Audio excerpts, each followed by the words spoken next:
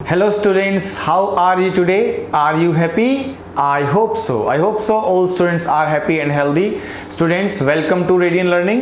आज फिर से हम एक मॉक टेस्ट करेंगे और mock test back to back आपको मिल ही रहे हैं और उम्मीद करता हूं बड़े अच्छे से आप अटेम्प्ट कर रहे होंगे और आपका स्कोर धीरे धीरे बढ़ रहा होगा। तो करिए आज फिर से एक मॉक टेस्ट करते हैं और इस मॉक टेस्ट में सबसे पहला क्वेश्चन आपके सामने आया है इनकरेक्टली स्पेल्ड का। स्पेल्ड आपको स्पेलिंग बताना है, इनकरेक्टली गलत स्पेलिंग को चूज करना है जो ऑप्शंस आपको गिवन है। इसको ध्यान से क्वेश्चन को पढ़ लीजिए और इस क्वेश्चंस में से कुछ वर्ड्स को नीचे लिखा गया है, जैसे the outcome of the survey was a critical intervention to the questionnaire prepared by Suraj and his committee. तो देखो इनमें से मोस्ट कॉमनली जो स्पेलिंग आपके आती है एग्जाम में वो नीचे लिखी हुई है। कौन कौन सी आपको देखना है? एक तो क्वेश्चनेयर जिसको प्रश्नावली बोलते हैं, क्वेश्चनेयर का मतलब प्रश्नावली बोलते हैं जिसको, बहुत सारे क्वेश्चंस होते हैं उसमें। कमेटी की स्पेलिंग हो गई, इंटरवेंशन की स्पेलिंग हो गई और आउटकम की स्पेलिंग हो गई। इनमें से कोई एक स्पेलिंग आपको बतानी है जो गलत है, इसमें से सेंटेंस में से चूज की गई है स्पेलिंग है। फटाफट से इसका क्वेश्चन बताइए, इसका आंसर क्या हो सकता है? गलत स्पेलिंग बतानी है। कमेटी की स्पेलिंग सही है, एग्जाम में काफी बार आती है। इसमें ध्यान रखना है कि कमेटी में ना आपको एम को भी डबल रखना होता है। जो एग्जाम में मिस्टेक होती है वो क्या होती है? इन तीन जगहों पे मिस्टेक करता है राइटर। डबल एम होना चाहिए, डबल टी होना चाहिए और डबल ई होना चाहिए, ये स्पेलिंग बनती है इसकी। तो देखो जिसमें डबल एम भी है, डबल टी भी है और डबल ई भी है, इसका मतलब इसकी स्पेलिंग सही लिखी हुई है, इसमें कोई दिक्कत नहीं है। इंटरवेंशन की स्पेलिंग में कोई दिक्कत नहीं है, शन की स्पेलिंग में शन लिखा हुआ है TION, होता भी है ऐसा। आउटकम में कोई मिस्टेक नहीं लगती, तो आप समझो क्वेश्चन कहां गलत लिखा हुआ है? क्वेश्चनर की स्पेलिंग गलत है, प्रश्नावली की स्पेलिंग ही गलत लिख दी गई है। क्वेश्चनर में याद रखना स्टूडेंट, ये जो एन होता है ना, ये डबल हो जाता है। इस एन को डबल कर देते हैं तो इसमें आपको शन के बाद यानी इस एन को क्या करना होगा? डबल करना होगा, तब इसकी स्पेलिंग सही मानी जाएगी। तो क्वेश्चनर में डबल एन आना चाहिए, आगे से ध्यान रखना। ये कुछ खास स्पेलिंग्स जो है वो आपको ध्यान रखनी है आगे वाले पेपर के लिए जो आपका होने वाला है। आपको अपने पेपर के लिए इसको ध्यान रखना है, जब जब जिसका पेपर है, ठीक है, ध्यान रखें। ओके, नेक्स्ट क्वेश्चन आपके सामने देखो क्या लिखा हुआ है, बड़े अच्छे से अटेम्प्ट कीजिए इसको कि a terrible disaster was witnessed by our country, और इसको बनाना है एक्टिव में। पैसिव में तो लिखा हुआ है, ये आप देखो यहाँ पे पैसिव में लिखा हुआ है, तो वॉज किसका इंडिकेशन होता है माय डियर स्टूडेंट्स? पास्ट का। सेकंड फॉर्म से आंसर बनना चाहिए। सेकंड फॉर्म यहां नहीं लिखी है, नहीं हो सकता है आंसर। इज लगा है, नहीं हो सकता है आंसर।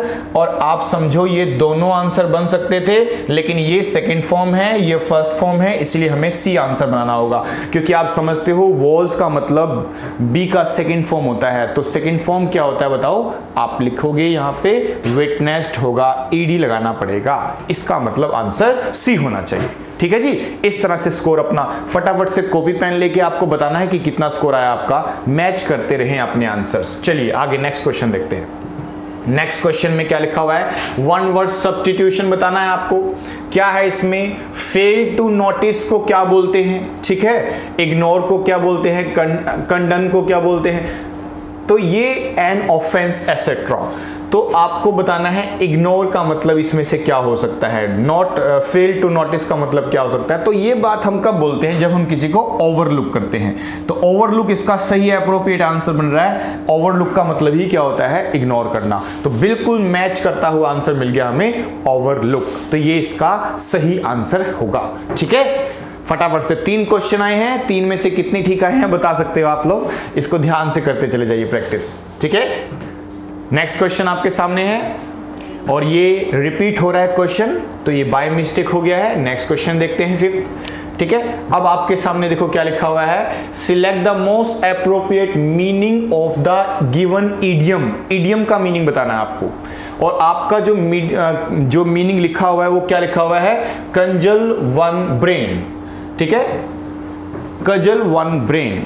आपको बताना है इसका मीनिंग कि कजल यानी डी साइलेंट रहेगा, कजल वंस ब्रेन। कजल का मतलब क्या होता है? एक छोटी सी छड़ी को बोलते हैं, छोटी सी स्टिक को, छड़ी को क्या बोलते हैं? उसको बोलते हैं कजल। तो कजल वंस ब्रेन, इसका एप्रोप्रिएट मीनिंग यानी आप देखो इडियम के रूप में क्या हो सकता है। ठीक है, तो कजल यानी कजल का मतलब छड़ी होती है, छड़ी बहुत हार्ड होती है, और ब्रेन का मतलब सोचने से है, तो इसका मतलब होता है to think hard. To think hard, किसी भी टॉपिक पर बहुत ज्यादा गहराई से हार्ड लेवल पे सोचना क्या होता है, cudgel one's brain, cudgel one's brain. तो कजल वंस ब्रेन का मतलब होता है टू थिंक हार्ड। ठीक है, याद कैसे कर सकते हो, कजल का मतलब याद करना है आपको, कजल का मतलब है छड़ी, और छड़ी बहुत ही क्या होती है, कठोर होती है, हार्ड होती है, तो हार्ड यानी थिंक हार्ड से संबंधित इसका मीनिंग बनना चाहिए। ओके, आगे देखो फटाफट से बताइए आंसर। अब इसमें तो आप समझ पा रहे हो कि कुछ अंडरलाइन पार्ट है, इंप्रूव ही करना है इसको, और अगर आपको नो इंप्रूवमेंट का ऑप्शन मिला है, नो सब्स्टिट्यूशन, इसका मतलब है हो सकता है कि जो लिखा हो सही है, ऐसा भी हो सकता है। ठीक है, नो इंप्रूवमेंट भी हो सकता था यहाँ पे, नो सब्स्टिट्यूशन भी हो सकता है, तो ये ध्यान रखना है आपको। तो देखो, when I was young as I was working 2 jobs to provide for my family. ठीक है, अब आपको देखना है कि गलत है क्या। तो आप क्या टू प्रोवाइड फॉर को टू प्रोवाइडिंग फॉर करेंगे? नहीं, क्योंकि आप समझो कि 2 प्लस फर्स्ट फॉर्म तो इन्फिनेटिव होता है, तो आईएनजी कैसे लगाओगे? 4 अगर आ गया तो प्रोवाइडिंग करना पड़ेगा, फिर ये भी गलत हो गया, यानी ये दोनों तो गलत ही हैं, ये दोनों गलत हैं। अब मैं लिखता हूं ऑन प्रोवाइडिंग, तो ऑन का मतलब क्या है, जॉब ऑन प्रोवाइडिंग, नहीं, बिल्कुल गलत हो जाएगा, ये भी गलत है। इसका मतलब है पहले से सही है, उसको इंप्रूवमेंट की जरूरत है ही नहीं, ये बिल्कुल सही सेंटेंस लिखा हुआ है, इसमें कोई एरर नहीं है, इसका मतलब नो सब्स्टिट्यूशन, इसका कोई सब्स्टिट्यूशन नहीं बनता, बिल्कुल सही लिखा है। क्लियर? आगे देखो, नेक्स्ट आपके सामने फिर से क्या पूछा गया है, एक स्पेलिंग एरर है, और स्पेलिंग एरर सेंटेंसेस में है, तो जरा देखो कहां कहां सेम वर्ड लिखे हैं। आप देखो यहां पे सेम वर्ड लिखा हुआ है, आप इसमें देखो ये सेम वर्ड लिखा हुआ है, तो कहीं ना कहीं इन्हीं की स्पेलिंग पूछ ली गई है। ये कुछ मोस्ट कॉमनली यूज्ड वर्ड होते हैं। ठीक है, अब मुझे बताना है कि इसका प्रोनाउंसिएशन क्या करते थे आप लोग। ठीक है, ये एक एनिमल होता है, जाइंट, बहुत बड़ा जानवर होता है। ठीक है, आप बताओ क्या आप इसको हिपोपोटामस बोलते थे या हिपोपोटामस बोलते थे? देखो फटाफट से, हिपोपोटामस होता है, हिपोपोटामस या हिपोपोटामस, क्या होता है? इसका प्रोनाउंसिएशन होता है हिपोपोटामस। क्या बोलते हैं इसको? हिपोपोटामस। तो ये जो हिपोपोटामस होता है ना, ये जाइंट एनिमल होता है, तो इसका स्पेलिंग एग्जाम्स में हमेशा रिपीटिशन में आता ही है, तो इसको बड़े ध्यान से करना है। इसमें पहली चीज तो हिप्पो लिखा है, हिप्पो को आप हिंदी में भी समझते होंगे। ठीक है, तो ये देखो हिप्पो जो है ना, ये डबल पी लेके आती है, इसका मतलब जहां डबल पी नहीं है वो गलत है, यानी इसमें डबल पी नहीं मिला ना, तो ये गलत हो गया। अब बचे हमारे पास ये 3 ऑप्शन, हिप्पो इसमें सही लिखा है। अब पोटमस होता है कि प्यूटमस होता है? पोटमस ना, तो यू नहीं होना चाहिए, इसका मतलब ये भी गलत है। ठीक है, यानी ये दोनों सही है, ये दोनों सही माने जाएंगे। अब इसमें से भी हमें एक ही चूज करना है ना, तो और देखते हैं क्या आगे की कोई गलती है, क्योंकि यहां तक दोनों सही चल रहे हैं। देखो डबल पी आ रखा है, ओ भी आ रखा है, तो हिप्पो सही लिखा है, फिर पोटमस याद करो, पी भी ओ लिखा हुआ है, लेकिन आप ध्यान रखो इसमें टी लिखा है, इसमें टी के बाद ए लिखा हुआ है, तो टमस होता है कि क्या लिखेंगे, ए लिखेंगे नहीं, इसके बीच में टी और एम एक साथ तो नहीं आएगा ना, इसलिए हमें आंसर किसको चूज करना पड़ेगा, डी को। तो क्या होना चाहिए, हिपोपोटामस, पोटमस में टी के साथ ए भी होना चाहिए, और यहां पे देखो टी के साथ ए नहीं था, तो इसका मतलब ये आंसर गलत हो गया। हमारा जो स्पेलिंग सही लिखा हुआ है वो कौन सा लिखा हुआ है, सही स्पेलिंग बतानी है ना हमें, और सही स्पेलिंग हमारी ये है। ठीक है, क्या लिखा हुआ था देखो, select the sentence that contains no spelling error, मतलब आपको करेक्ट स्पेलिंग बतानी थी, इनकरेक्ट नहीं। तो अगर हमें करेक्ट बतानी है तो इनकरेक्ट को हटाना पड़ेगा। ठीक है, याद रखना है स्पेलिंग एग्जाम में आ सकती है। ठीक है, कैसे याद करोगे इसको, पहली चीज तो हिप्पो लिखना होता है इसमें, हिप्पो, और हिप्पो में क्या होता है, डबल पी होता है, हिप्पो में क्या होता है, डबल पी, तो जहां जहां डबल पी के साथ ओ नहीं लिखा हुआ है वो गलत है, हिप्पो ओ आना चाहिए डबल पी के साथ। तो आपने देखा पहले किसको हटा दिया हमने, क्योंकि इसमें डबल पी नहीं था, तो ये गलत कर दिया हमने इसको, ये गलत हो गया हमारा। ठीक है, ये तो गलत हो गया हमारा। उसके बाद हमने फिर नेक्स्ट स्टेप क्या लिया, पोटमस होता है कि प्यूटमस होता है, पोटमस, तो यू नहीं आना चाहिए, तो ये भी गलत कर दिया हमने, क्योंकि इसमें यू लिखा हुआ था। फिर आप बताओ टी ए होना चाहिए कि टी एम होना चाहिए, तो टी ए होना चाहिए, तो इसमें देखो टी एम लिखा हुआ, तो ये भी गलत हो गया। इसका मतलब आंसर जो है वो क्या बना हमारा बी। ऐसे देखना है, इसकी याद, मुझे लगता है इसकी स्पेलिंग अब भूलोगे नहीं तुम लोग, ठीक है, इसकी स्पेलिंग को याद रखना, हिपोपोटामस बोलना है इसको। आगे देखो, बल्क, बल्की होता है कोई, बल्क का मतलब लार्ज अमाउंट हो गया, एक तरह से कोई चीज बहुत ज्यादा है तो उसको बल्क बोल देते हैं। और बल्क का एंटोनिम देखना है। एंटोनिम जब भी क्वेश्चन आए ना एग्जाम में, तो इसका खास तरीका क्या होता है, एलिमिनेट करते रहो ऑप्शंस को, क्या नहीं हो सकता। और कभी कभी ऐसा अननोन वर्ड भी हमारे सामने आ सकता है जिसका हमें मीनिंग नहीं पता होगा, लेकिन एलिमिनेट करके आंसर बन जाता है, ठीक है। ये ध्यान रखना कि क्या नहीं हो सकता, किसका मीनिंग उससे रिलेटेड है ही नहीं, ये देखना होता है। तो बल्क लिखा हुआ है ना, अब आप समझते हो बल्क के साथ एक तो ब्रंट और एक स्टेपल, इनका तो दूर दूर तक मीनिंग बन ही नहीं रहा है। स्टेपल और ब्रंट का तो बल्क से कोई संबंध ही नहीं बन रहा है, तो इसका उल्टा भी नहीं हो सकता, इसका सीधा भी नहीं हो सकता। वो ये चीज ध्यान रखनी है, उल्टा भी नहीं हो सकता, सीधा भी नहीं हो सकता। अब बचे हैं 2 वर्ड आपके सामने। अच्छा, हैवी और बल्क में कोई फर्क है क्या? कोई फर्क नहीं है भाई, हैवी को ही बल्क बोलते हैं। जब कोई चीज भारी है, ज्यादा है, तो क्या बोल देते हैं, हैवी है, या फिर बल्क बोल देते हैं। तो इसका मतलब हुआ ये भी इसका आंसर नहीं बन सकता, क्योंकि तो सेम मीनिंग हो गया उसका, सिमिलर है ये तो। इसका मतलब हैंडफुल, एक चीज तो हैंडफुल है और एक है बल्क में, तो आप समझ पा रहे हो ना, इसका अपोजिट क्या होगा, हैंडफुल। हैंडफुल इसका एंटोनिम बनेगा, इसका उल्टा मीनिंग बनेगा। ऐसे आंसर निकाल लिया करो, पहले वो ऑप्शन देख लिया करो। जब भी आपका देखो सिनोनिम का क्वेश्चन मुझे लगता है आसान होता है, वो मीनिंग के हिसाब से बन जाता है। जब एंटोनिम का क्वेश्चन आए ना, तो आपको कई वर्ड नहीं पता होंगे, लेकिन ना सबसे पहली चीज क्या करनी है कि आपको वो वाले वर्ड को एलिमिनेट कर देना है जो आपको लगता है उसका संबंध उससे बनता ही नहीं है, ना तो सेम और ना ही उल्टा, ऑपोजिट में भी नहीं, सेम में भी नहीं, तो उनको हटा दो। जैसे स्टेपल और ब्रंट का मतलब बन ही नहीं रहा है बल्क से, तो इसको तो हटा ही दिया हमने।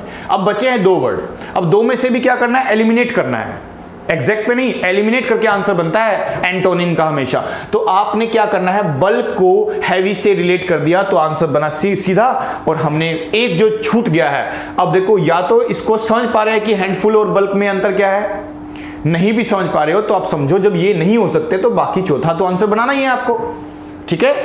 इस तरह से चलना चाहिए जब आप एंटोनिम के क्वेश्चन, क्योंकि देखो जैसे क्वेश्चन सॉल्व करना है आपको अप्रोच पता होना चाहिए, थोड़ा सा क्लियर है। आगे देखो, आप फिर से क्वेश्चन आपके सामने आ गया है, और इस क्वेश्चन को ध्यान से पढ़ो, ब्लैंक का क्वेश्चन है, क्योंकि select the most appropriate option to fill in the blank. Blank का आपको आंसर बताना है, क्या हो सकता है। She frankly confessed that she couldn't dash to purchase a car then। ठीक है जी, ठीक है जी, क्या हो सकता है, couldn't, spend, afford, stand, tolerate। तो आंसर होना चाहिए वो अफोर्ड नहीं कर सकती, sorry. she frankly confessed that she couldn't afford, कि वो अफोर्ड ही नहीं कर सकती है। महंगी चीजों को हम अफोर्ड नहीं कर सकते ना, कुछ चीजों को हम अफोर्ड नहीं कर सकते हैं, ठीक है। टॉलरेट का मतलब तो कोई आप सह नहीं करते चले जा रहे हो, तो वो अफोर्ड नहीं कर सकती to purchase a car then, इस तरह से, यानी वो परचेज करने के लिए अफोर्ड उसको नहीं कर पाई पास्ट में, ये इसका सेंस बनेगा। तो अफोर्ड इसका एप्रोप्रिएट आंसर होना चाहिए। आगे देखिए, फटाफट से बनाते चले जाइए आंसर, ठीक है। अब एक क्वेश्चन फिर से हमारे सामने आया है और पूछा भी एंटोनिम है, तो एंटोनिम में क्या नहीं हो सकता, ये चीज बहुत इंपॉर्टेंट है, ये ध्यान रखना। The natural environment is in contrast with the built environment which refer to area that have been fundamentally transformed and influenced by human activity, ठीक है। तो आपसे पूछा क्या है, अंडरलाइन वर्ड इन्फ्लुएंस्ड। इन्फ्लुएंस्ड का मतलब प्रभाव से संबंधित होता है, एंटोनिम बताना है। अब एक लिखा है हैकनेड, भाई हैकनेड का मतलब कुछ कुछ घोड़ा सवारी से होता है, नहीं बन पा रहा है। इनिमिकल का मतलब विरोधी से होता है, जो हमारे अगेंस्ट में है वो विरोधी, तो इसका भी इससे मीनिंग नहीं बन पा रहा है, ठीक है। अब बचे हैं 2 वर्ड। अब 2 में से मुझे लगता है तुम में से ज्यादातर बच्चे इसको बाय पढ़ेंगे। बाय का मतलब 2 हो जाता है, जहां बाय लिखा होता है वो 2 हो जाता है, ठीक है। तो बायपार्टीजन, इसका मीनिंग क्या ये क्या कैसे प्रोनाउंस करेंगे? बायपार्टीजन। तो एक बायपार्टीजन लिखा है, एक इंटरेस्टेड लिखा हुआ है। इन्फ्लुएंस का इंटरेस्टेड से कोई लिंक बन रहा है क्या? जी नहीं बन रहा है। अब हमें क्या मतलब है कि क्या है इसका मतलब? तो आंसर जो है वो यही बन जाएगा आपका, यही इसका आंसर बन जाएगा। ऐसे निकालना है आंसर, एलिमिनेट करके निकालना है एंटोनिम का आंसर, ठीक है। ये ध्यान रखना, एंटोनिम में हमेशा यही ऑप्शन जो भी है क्या नहीं हो सकता है वो निकालना बहुत जरूरी है आंसर के लिए। आगे देखते हैं नेक्स्ट क्वेश्चन, देखो ध्यान से। रिपोर्टेड स्पीच का क्वेश्चन आपसे पूछा गया है। क्वेश्चन है ये, डायरेक्ट है, इनडायरेक्ट में रिप्लेस करना है, और कैन का कैन होना चाहिए, हम जानते हैं कि कुड होना चाहिए। बच्चे कह रहे कुड होना चाहिए, ठीक है जी, कुड लगाते हैं। पहले ऑप्शन में कुड लिखा है, हो सकता है आंसर। इसमें विल लिखा है, नहीं हो सकता। इसमें कुड लिखा है, हो सकता है आंसर। इसमें कैन लिखा है, नहीं हो सकता। तो दो ऑप्शन रह गए ना, अब दो में से एक देख लेते हैं, ठीक है। अब यहां देखो लिखा है कुड हेल्प हिम क्रॉस, यहां भी क्रॉस लिखा था, यहां भी क्रॉस हो गया, चलो ठीक है, क्लियर हो गया ना। यहां क्रॉस है और वहां भी क्रॉस है, क्योंकि हमने टेंस बदल दिया है, कुड कर दिया है हमने कैन का, तो बार बार नहीं बदलेंगे ना हम। इसको पढ़ते हैं आप, इसमें क्या लिखा है? क्रोज्ड। भाई आपने जब कुड को बदल दिया है तो इसको नहीं बदलेंगे, इसका मतलब ये गलत हो गया, आंसर ए बन गया, ए ही आंसर है, ठीक है ना। और एक और चीज ध्यान रखना, ये जो हेल्प वर्ब होती है ना, हेल्प, इसके साथ फर्स्ट फॉर्म ही आती है आगे, जो भी आगे की वर्ब आएगी वो फर्स्ट फॉर्म होती है। क्रॉस नहीं कर सकते हो आप, तो आपको क्रॉस का क्रॉस लिखना है, क्योंकि टेंस यहां बदल चुका है, तो ना तो हेल्प को बदलोगे ना ही क्रॉस को बदलोगे। आप सिर्फ कैन को कुड कर सकते थे, वो कर दिया था हमने, इसीलिए यहां बदला था तो ये गलत हो गया, आपका आंसर ए बन गया। ऐसे निकालते हैं जब रिपोर्टेड स्पीच का क्वेश्चन बनाते हैं। आगे देखो नेक्स्ट फटाफट से, ठीक है। हाँ, ये बड़ा प्यारा क्वेश्चन है, और ये क्वेश्चन उनमें से आ गया है जो हमने अभी प्रैक्टिस करी थी ना इडियम्स की, उसी में से एक इडियम आया है। देखो अगर आप ध्यान दो तो, कि one has to be persistent in studies if he or she wants to get his or her dream job. Success will remain unattainable if one studies dash. कैसे स्टडी करता है? अगर इरेगुलरली ना, तो आप समझो इनमें से आपने एक वर्ड पढ़ा था इडियम के रूप में, बाय फिट्स एंड स्टार्ट्स, है ना। आप याद करो इसका मीनिंग क्या था? इरेगुलरली। तो क्या यहां इरेगुलरली नहीं आना चाहिए था? इसलिए आंसर क्या बनेगा? डी बनेगा, ये इसका आंसर बनेगा। ऐसे बनाना है आंसर, ये इडियम था, हमने पढ़ा भी था इरेगुलरली, तो यहां इरेगुलरली आना चाहिए, तो ये इसका आंसर बन जाएगा, इडियम है। आगे देखो फटाफट से। अब वन वर्ड का एक क्वेश्चन पूछा गया है आपसे, ठीक है, कि a room where dead bodies are kept until burial. भाई दफनाने से पहले, बॉडी को दफनाने से पहले, जमीन में दफनाने से पहले जिस रूम में डेड बॉडीज को रखा जाता है उसको क्या बोलते हैं? ठीक है, जलाने की बात नहीं कर रही है, दफनाने वाली चीजें की बात कर रहे हैं। तो ऐसी जगहों पे हम क्या यूज करते थे बताओ? इसको बोलते थे मॉर्चुअरी। क्या बोलते थे इसको? मॉर्चुअरी। तो मॉर्चुअरी किसका बोलते हैं? मॉर्चुअरी का मतलब होता है जहां डेड बॉडीज को दफनाया जाता है, उस प्लेस को बोलते हैं, है ना। तो इसका मतलब हुआ मॉर्चुअरी।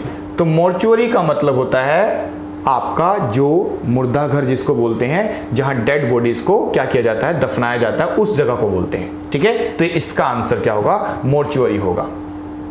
क्लियर? आगे देखो फटाफट से। नेक्स्ट क्वेश्चन आपके सामने आया है, आपके सामने पैसिव लिखा है, एक्टिव बनाना है। तो कैसे बनाते थे हम देखते हैं अपने सबसे पहले रूल को। रूल लिखा हुआ है यहाँ पे, वर नरेटेड, इसको हम वापस करेंगे और सेकंड फॉर्म से बनाएंगे, क्योंकि वॉज वर की जगह में सेकंड फॉर्म लिखना होता है। तो वॉज वर का वॉज वर नहीं लिखोगे आप, पैसिव से एक्टिव बना रहे हो, क्योंकि और हैड भी नहीं आ सकता, क्योंकि हेल्पिंग वर्ब तो वैसे भी नहीं बदल सकते आप। यहां नरेटेड है और यहां पे लिखा है नरेटेड। अब इन दोनों में से तो डूअर से स्टार्ट करोगे ना, टीचर नरेटेड, तो आंसर सी होगा आपका। ठीक है, क्या होगा, सी आंसर होना चाहिए, क्योंकि आपको स्टार्ट तो टीचर से ही करना है, कि नरेट तो टीचर ही करेगा ना। The teacher narrated the important points in the class. In the class important points were, ये तो दोबारा से पैसिव बना हुआ है, दोबारा से पैसिव नहीं बनाना है भाई, हमें चेंज करना है, इसीलिए आपका आंसर क्या बनेगा, आंसर होना चाहिए सी, द टीचर नरेटेड। जहां आता है क्या, वोज वर, वहां एक्टिव किससे बनता है, सेकेंड फॉर्म से। जहां इज एम आर आता है वहां एक्टिव किससे बनता है, फर्स्ट फॉर्म से। ठीक है, ये बात ध्यान रखना। आगे देखो, she became frustrated with her poor health and began to lose dash of her recovery. अब क्या बताना है, weight of recovery, idea of recovery, money of recovery, hope of recovery. बिल्कुल सही है, होप ऑफ रिकवरी होना चाहिए। ठीक है, क्लियर हो गया। तो यहां पे आंसर होना चाहिए, she became frustrated with her poor health, तंग हो गई थी पुअर हेल्थ से वो, एंड बिगेन टू लूज, और उसने खोना शुरू कर दिया क्या, होप ऑफ हर रिकवरी, अपने रिकवरी की जो उम्मीदें थी उसको खोना शुरू कर दिया। तो इसका मतलब आंसर क्या होना चाहिए, होप। कॉमन सेंस का क्वेश्चन है, कॉमन सेंस जिसको बोलते हैं। ठीक है, चलिए, तो एक बड़ा एक बार फिर से आप देख पा रहे हैं, एक प्यारी सी बुक है जो हमारी कंपनी रेडियन कंपनी ने, रेडियन लर्न स्मार्ट कंपनी ने आपके लिए एक बुक बनाई है, इंग्लिश एरर डिटेक्शन की हैंडी बुक है, बिल्कुल बहुत ही प्यारी बुक है। ऑलमोस्ट सारे एग्जाम्स, जितने भी आपके कॉम्पिटिटिव एग्जाम्स होते हैं, चाहे वो मैनेजमेंट का है, डिफेंस का है, एसएससी का है, रेलवे का है, बैंक का है, यूजीसी की है, आप और देखो क्या क्या हो सकते हैं, इंश्योरेंस के एग्जाम्स हैं, ऑलमोस्ट सारे एग्जाम्स। ठीक है, जितने भी कॉमन एरर से रिलेटेड क्वेश्चन आते हैं, आपके ब्लैंक से रिलेटेड क्वेश्चन आते हैं, सेंटेंस इंप्रूवमेंट से रिलेटेड क्वेश्चन आते हैं, तो एक हैंडी बुक के रूप में आपके लिए बुक बनाई गई है। और जो बच्चा इस बुक को खरीदना चाहता है वो दिए गए नीचे आपको डिस्क्रिप्शन में लिंक मिलेगा, वहां से खरीद सकते हैं, ऑर्डर कर सकते हैं। ठीक है, बहुत ही हैंडी बुक है, बहुत बड़ी बुक नहीं है। ठीक है, तो एक अच्छे तरीके से एक्सप्लेनेशन के साथ इस बुक को बनाया गया है। क्लियर, आगे देखो, आपके सामने फिर से क्वेश्चन है कॉमन एरर का। अब कॉमन एरर का जब भी क्वेश्चन आए तो देख लेना चाहिए नो एरर का ऑप्शन है क्या, जी नहीं है, इसका मतलब है एरर है इसके अंदर, और वो कौन से पार्ट में है वो देखना है अब आपको, कि she has a habit of spending against her means. देखते हैं कि she has a habit of, कि उसकी आदत है क्या करने की, स्पेंडिंग अगेंस्ट हर मीन्स, कि जितने उसके मीन्स हैं, साधन हैं, उसके हिसाब से खर्च करने की उसकी आदत है। ऐसा होता ही है, कुछ लोग ऐसे होते हैं ना जो अपनी खर्चे के हिसाब से, भाई जो उसके रिसोर्सेस है, जहां से उसकी इनकम आने वाली है, उसके हिसाब से ही क्या करते हैं, खर्चा करते हैं, उसके हिसाब से सब कुछ मेंटेन करते हैं। तो she has a habit of spending, खर्च करने की उसकी आदत है, किसके हिसाब से, हर मीन्स के हिसाब से। तो अगेंस्ट हर मीन्स नहीं होगा, अगेंस्ट लिखेंगे तो फिर जितना उसका सोर्स है उसके अलावा उससे भी ज्यादा खर्च करने की उसकी हैबिट मानी जाएगी, अगेंस्ट नहीं होगा। अगेंस्ट की जगह पे यहां पे अबाउट होना चाहिए, अबाउट, अबाउट से बैलेंस बन जाएगा सेंटेंस में। फिर इसका मीनिंग तब बनेगा कि उसको अपने रिसोर्सेज के हिसाब से खर्च करने की हैबिट है। तो she has a habit of spending about her means, means मतलब संसाधन, साधनों के हिसाब से खर्च करने की उसकी आदत है, और अच्छी आदत होती है, बिल्कुल सब में यही आदत होनी चाहिए। ठीक है भाई, जितनी चादर हो उतने ही पैर पसारने चाहिए। अब किसी की इनकम 1 लाख है, 2 लाख का खर्चा करेगा तो प्रॉब्लम हो जाएगी। ठीक है ना, इसी तरह से तो आपको ध्यान रखना है, इसका आंसर सी होगा, क्योंकि यहां अगेंस्ट की जगह पे होना चाहिए था अबाउट, तब जाके इसका सही बैलेंस मीनिंग बनेगा। ओके, आगे देखो फटाफट से। नेक्स्ट क्वेश्चन है आपके सामने, वन वर्ड सब्स्टिट्यूट का क्वेश्चन फिर से आपके सामने है। Action of damaging the good reputation of someone. ठीक है भाई, आप क्या एक्शन, कोई एक्शन कर रहा है, क्या करने का, डैमेज करने का, the good reputation of someone. भाई कभी कभी किसी की अच्छी रेपुटेशन होती है, उसको डैमेज करने की कोशिश करते हैं, उसको, उसकी आलोचना करते हैं, उसकी निंदा करते हैं। ठीक है, तो एक तरह से रेपुटेशन के बारे में कुछ बोल रहे हो, उसको नुकसान पहुंचाने की कोशिश की जा रही है तो उसकी निंदा की जा रही है, उसको क्रिटिसाइज किया जा रहा है। आप इस बात से समझो। और आप देखो इसमें से क्रिटिसाइज या निंदा करने वाला मीनिंग क्या बन जा रहा है आपका, ठीक है। और देखा जाए तो ये जो डेफेमेशन लिखा हुआ है ना, डेफेमेशन, इस डेफेमेशन का मतलब ही होता है निंदा। निंदा बोलते हैं इसको। निंदा का मतलब क्रिटिसाइज करना एक तरह से। तो इसका जो सही आंसर है वो क्या होना चाहिए? डेफेमेशन होना चाहिए। तो डेफेमेशन का मतलब होता है action of damaging the good reputation of someone. Clear हो गया? आगे देखते हैं। पैराजंबल का क्वेश्चन आपके एग्जाम में जब भी आएगा तो खुश हो जाना, क्योंकि आराम से बन जाएगा। कुछ हिंट्स हैं जो मैंने बताए थे। पहला वर्ड, लास्ट वर्ड, हमेशा ध्यान रखना। पहला वर्ड, लास्ट वर्ड हमेशा हेल्प करेगा पैराजंबल में, ठीक है जी। अब देखो, क्योंकि लिखा है इन दिसंबर 2018, तो ये फिक्स है। इसके बाद क्या आएगा बताना है आपको, ठीक है। तो आप देखो, आप इसमें क्या क्या लिखा हुआ है। एक लिखा हुआ है कोज्ड अ लैंडस्लाइड। हम एक एक दो वर्ड पढ़ेंगे और फिर कोई लास्ट वाला वर्ड देख लेंगे, हेल्प करता होगा तो, जो हमें दिख जाए। फिर क्या लिखा हुआ है? An eruption, okay. फिर लिखा है ट्रिजर्ड। ट्रिजर्ड में ईडी लगा है तो ये वर्ब है, ये नाउन है, ठीक है। ये नाउन है, ये वर्ब है। शन लगा हुआ है तो नाउन है। ईडी लगा हुआ, आईएनजी लगा हो तो ये वर्ब होती है। Triggered a tsunami, okay. And killed, okay. यहां पे एक वर्ड मिला है एंड। देखो, हमें जोड़ा बनाना है, आप समझो, जोड़ा बनाना बहुत जरूरी होता है। अगर आप जोड़ा बनाना चाहते हो तो ग्रामर के कुछ वर्ड्स मदद कर देते हैं। प्रोनाउन और नाउन मदद करता है, एन भी मदद करता है, एंड बताएगा आपको। अरे एंड की कंडीशन होती है जैसा टेंस आगे वैसा टेंस पीछे।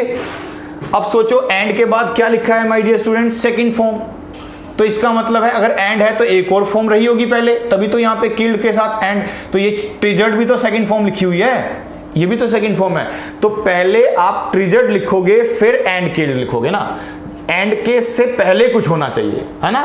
तो आप देखो, आर के साथ एस का एक रिलेशन बन रहा है। आर के साथ एस आएगा ही आएगा, जो मर्जी आंसर बन जाए।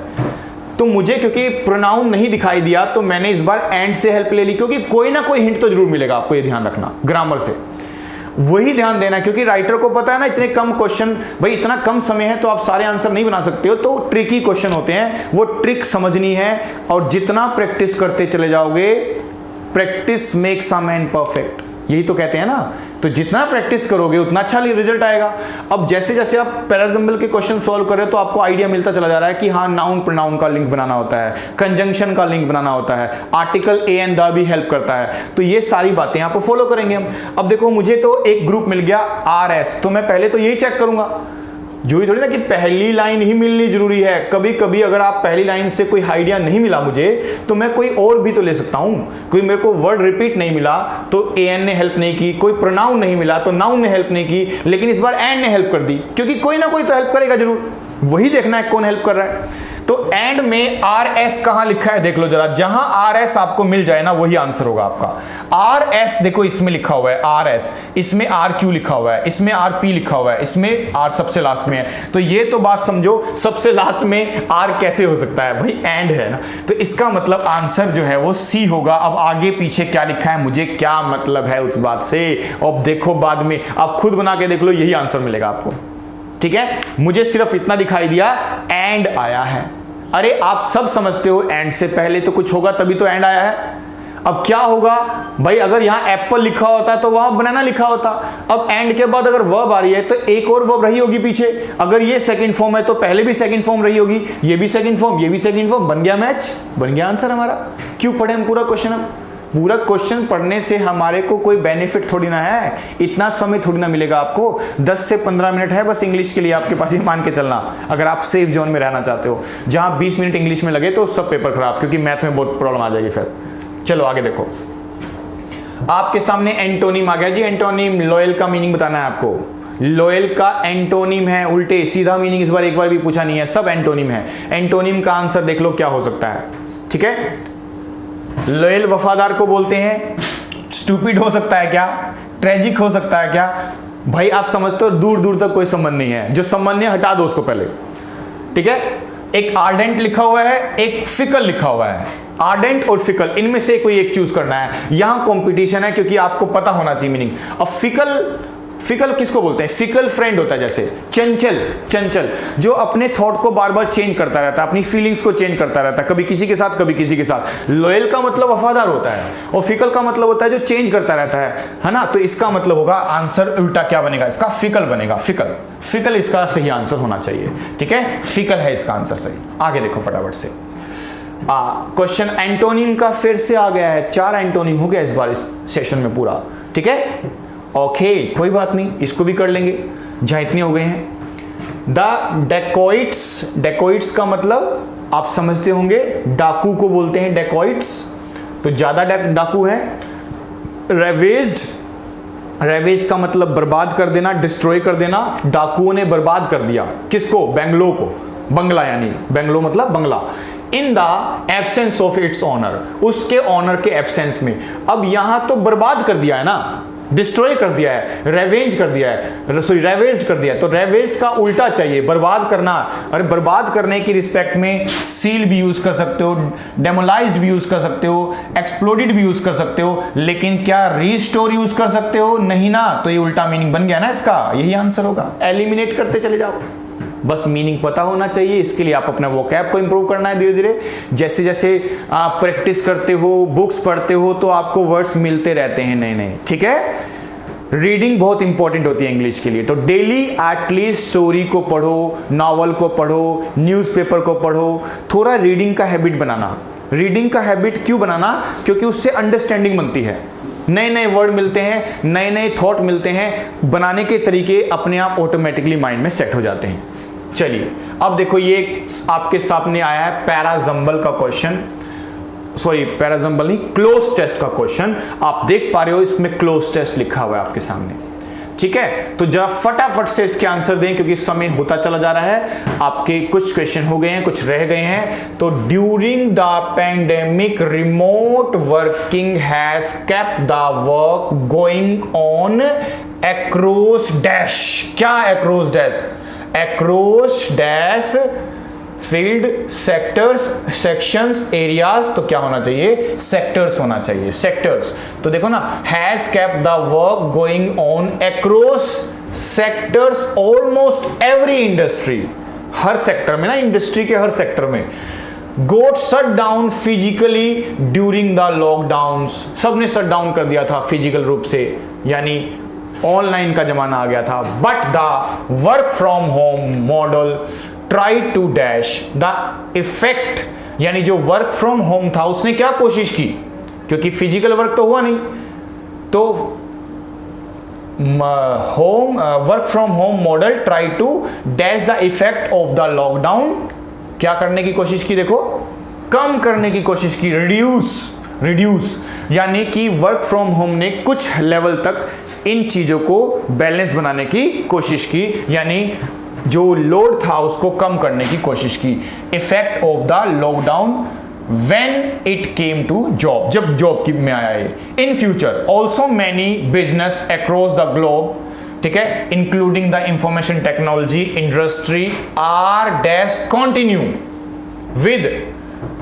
विद द हाइब्रिड मॉडल, ठीक है। तो क्या करने की कोशिश कर रहे हैं? कंसीडरिंग, समझने की कोशिश कर रहे हैं, मानने की कोशिश कर रहे हैं, फॉलो करने की कोशिश कर रहे हैं। तो इस तरह से इसका आंसर बनेगा इंडस्ट्री आर कंसीडरिंग कंटिन्यू, ठीक है। आगे बढ़ते हैं। Remote working has replaced geography as a major hiring. क्या? अब देखो दो ऑप्शन आ गए, देखो ये तो होगा नहीं, फॉर्मूला वगैरह स्टैंडर्ड नहीं होगा। क्राइटेरिया या क्राइटेरियन, तो आपने सिंगुलर प्लूरल पढ़ा होगा। क्राइटेरियन सिंगुलर होता है, क्राइटेरिया उसका प्लूरल होता है, और लिखा है यहां पे as a major hiring. Singular लेना है ना, सिंगुलर, तो सिंगुलर में क्राइटेरियन लिया जाएगा, क्राइटेरिया नहीं लिया जाएगा, ठीक है। सिंगुलर वर्ड चाहिए, इसलिए सिंगुलर प्लूरल पता होना चाहिए। फिर उसके बाद with 90% of senior executives expected to work from home, as a result 76% of US organizations are more likely to dash outside of the city.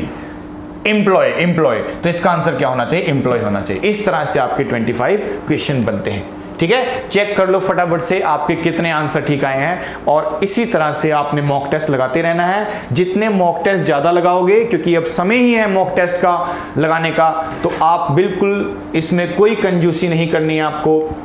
जैसे जैसे आपके एग्जाम होंगे, आपको जिन बच्चों के लेट एग्जाम है वो करते रहेंगे। ठीक है, ऑलमोस्ट हमारा कोर्स पूरा हो गया है, 1-2 क्लास और लूंगा मैं, उसके बाद फिर हम नेक्स्ट कोई प्रोजेक्ट आपके लिए नया स्टार्ट करेंगे एग्जाम। अभी हम SSC CGL के लिए इतना ही करेंगे, और मॉक टेस्ट आपके लिए लास्ट में कुछ बनाए गए हैं, 10-11 आई थिंक होंगे, उसको ध्यान से देख लेना है।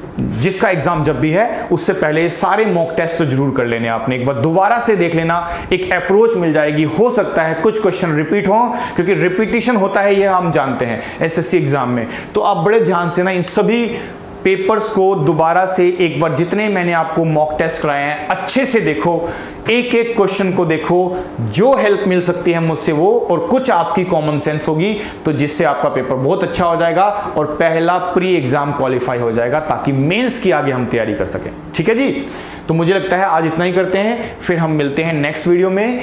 Till then goodbye, take care of yourself.